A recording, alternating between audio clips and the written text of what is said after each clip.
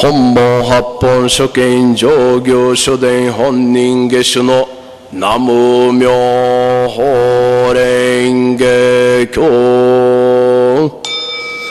ご教化に我も唱え人にも唱えさせんとの心ややがて菩薩なるらん我も唱え人にも唱えさせんとの心ややがて菩薩なるらん。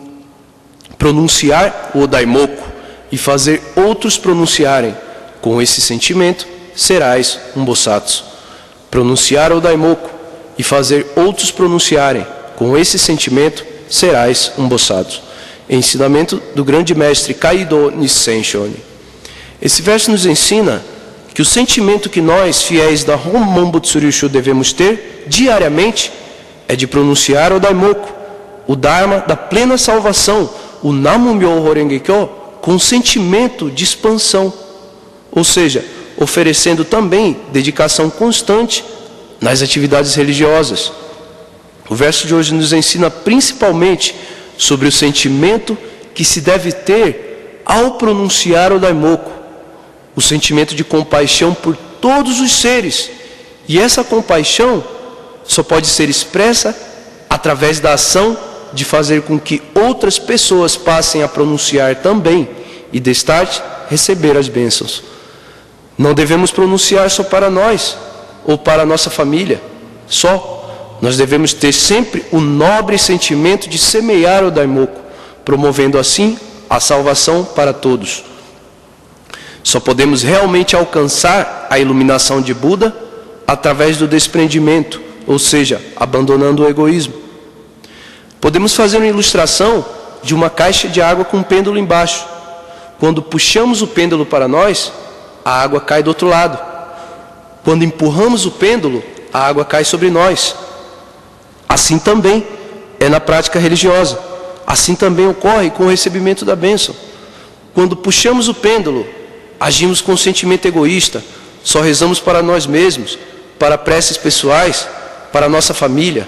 Só participamos dos cultos em uma ocasião que achamos propício. Enfim, agindo assim, estaríamos no caminho mais longo para o recebimento da bênção. Mas se empurrarmos o pêndulo, fazendo visitas assistenciais, participando de qualquer tipo de atividade religiosa, cultivando sempre o sentimento de ajudar, independente da ocasião, rezando Namu Myoho Renge Kyo com o objetivo de proporcionar a bênção ao próximo, com o desejo de expandir o Dharma, certamente a água cairá sobre nós, ou seja, acumularemos virtudes consideradas místicas e essas virtudes voltarão em forma de bênçãos. Gostaria de contar um relato da revista Daihoku do Japão. O senhor Yamamoto Tadayuki é um fiel do templo Seigenji em Osaka. Sua madrinha é a senhora Katsue Tabuchi, Katsue-san. Yamamoto-san, quando era jovem, era bastante resistente em participar dos cultos. A madrinha sempre o convidava, mas ele nunca ia. Certo dia, quando Katsue-san foi convidá-lo, ele respondeu que não tinha dinheiro para o ônibus. Ela imediatamente lhe emprestou dinheiro para a passagem, mas mesmo assim, o Yamamoto-san não participou. Em uma outra ocasião, a desculpa era que não tinha dinheiro para a condução. A desculpa é que tinha dinheiro para a condução, mas não para o ofusê. Mais uma vez, Katsue-san emprestou o dinheiro para a condução e para o ofusê também. Desta vez, Yamamoto-san sentiu-se na obrigação de participar e começou a caminhar em direção ao culto, em direção ao local do culto. No meio do caminho, encontrou uma casa de jogos, pachinko. Pensou então em fazer render o dinheiro do ofusê, justificando que aumentaria o seu valor e assim agradaria o sacerdote. É claro que mais uma vez acabou não comparecendo ao culto. Fatos assim se repetiram algumas vezes, até que num dia de verão, Yamamoto-san teve uma crise de apendicite. O médico lhe disse que havia necessidade imediata de cirurgia, mas não tinha como pagar a cirurgia. Assim mesmo o médico alertando do risco de morte, ele voltou para casa, onde recorreu a tratamentos paliativos, sofrendo dores terríveis. Katsue-san, tomando conhecimento do caso, correu para a casa dele com mais 7 fiéis e começaram a fazer o Jogyo. Ele não gostava e pedia para não continuar, mas Katsue-san ignorava os protestos do Yamamoto-san. As orações fervorosas na residência do Yamamoto-san continuaram por um certo período. Um dia depois que os fiéis foram embora, Yamamoto-san percebeu sobre o tatame, perto do Gohozen, 7 marcas nítidas de suor, exatamente nos locais onde os fiéis estavam sentados. Nesse momento, ele teve a consciência do quanto ele tinha sido ingrato para com as pessoas que estavam rezando para a sua recuperação, suportando não só dias de calor infernal, mas também os seus protestos.